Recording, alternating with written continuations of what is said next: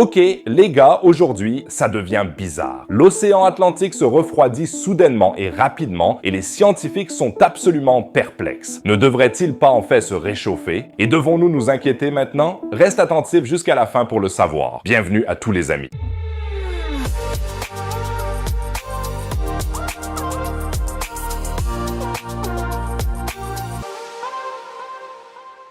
Les températures atlantiques baissent, tout le contraire de mon nombre d'abonnés. Si tu veux en savoir plus sur ces sujets fascinants de la science et de la nature, laisse donc directement un abonnement à la chaîne. S'abonner ne coûte pas un centime, tu ne manqueras plus jamais une vidéo et tu m'aideras énormément. Merci beaucoup les amis. Imagine que tu planifies tes vacances d'été et que tu te réjouis déjà de prendre un bon bain dans l'Atlantique. Mais une surprise t'attend lorsque tu te jettes à l'eau. Il fait un froid glacial. Pas de panique, tu n'as pas voyagé par erreur en Arctique. En fait, l'océan Atlantique se refroidit actuellement à une vitesse record et les scientifiques sont confrontés à une énigme. J'entends déjà certains d'entre vous demander « Attends, un refroidissement et le changement climatique ?» Eh bien, la nature a apparemment décidé de nous surprendre avec ce rebondissement inattendu, mais que se passe-t-il exactement?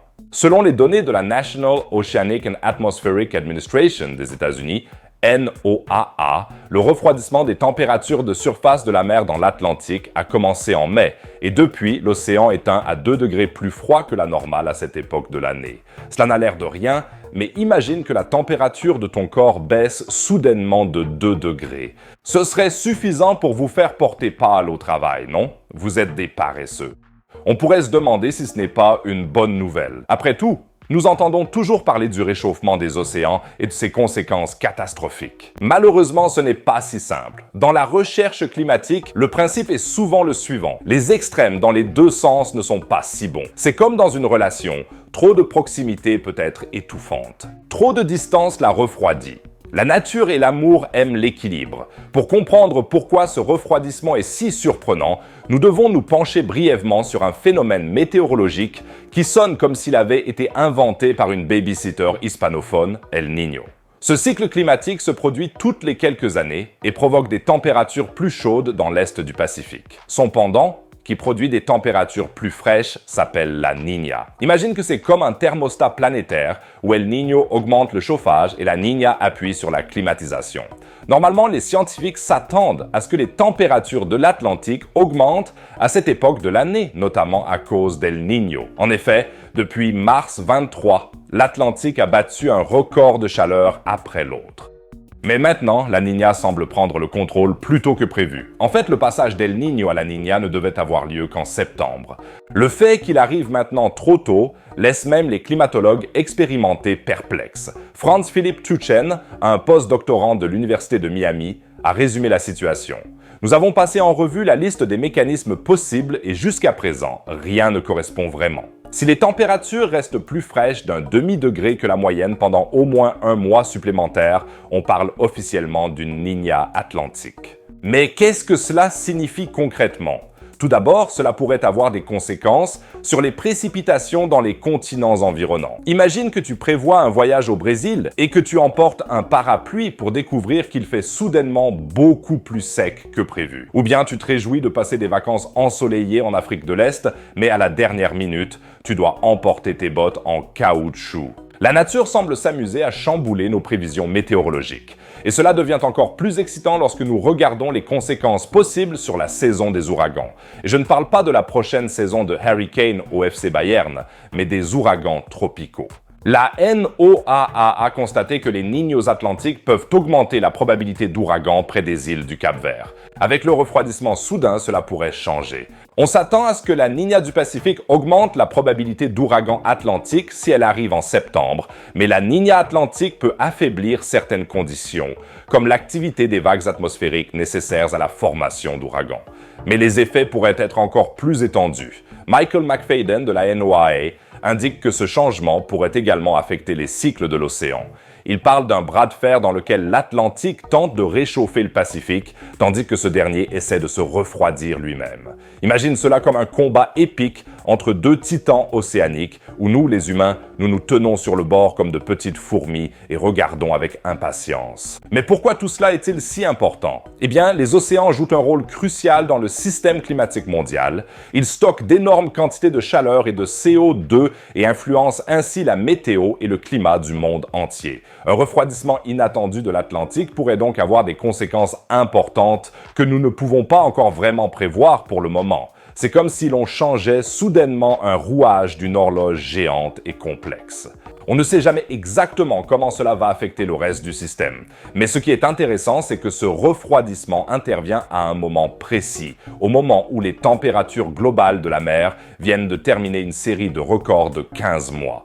Pedro Dinezio de l'Université de Boulder au Colorado confirme « Nous commençons à voir que les températures moyennes globales de l'océan diminuent un peu. » C'est un peu comme si la Terre avait décidé de se rafraîchir dans une piscine avec une boisson fraîche après une soirée chaude et sauvage. Un refroidissement à court terme ne réfute pas la tendance à long terme du réchauffement des océans. C'est plutôt une petite pause dans le marathon. Que pouvons-nous donc apprendre de tout cela? Avant tout, Zan, que le système climatique de notre planète est incroyablement complexe et plein de surprises. Au moment où nous pensons avoir tout compris, la nature nous montre que nous avons encore beaucoup à apprendre et que cette complexité dépasse massivement notre niveau de connaissance actuel. C'est un rappel de l'importance de la recherche et de l'observation continue. J'ai récemment parlé en détail d'El Niño et de la Niña avec le professeur Andreas Fink de l'Institut de météorologie et de recherche climatique. Et la façon dont il a décrit les méthodes des scientifiques m'a vraiment impressionné. Écoutons-les un instant. J'ai choisi une autre de leurs citations. « Nous ne voyons pas encore de signal à la surface, mais en dessous d'environ 100 mètres de profondeur, nous voyons déjà des températures plus froides dans le Pacifique Est, ce qui montre un premier signe de la Niña. Mesurer à plus de 100 mètres de profondeur, c'est probablement plus facile avec ce genre de simulation. » Non, c'est intéressant et c'est bien que tu en parles. C'est vrai que l'on voit le signal dans l'océan à 100 mètres de profondeur. Cela est dû au changement de cette couche de saut de température par les vagues. On ne le voit que sur cette ligne de 100 mètres. Déjà à la fin des années 80, c'était essentiellement financé par les États-Unis parce qu'ils ont été très touchés par un événement en 1982-83. Ils ont placé des bouées ancrées dans le Pacifique, je vais dire tous les 10 degrés de longitude à l'équateur. Il s'agit donc d'un réseau de bouées ancrées qui mesurent la température, le vent, en partie la pluie, la pression à la surface,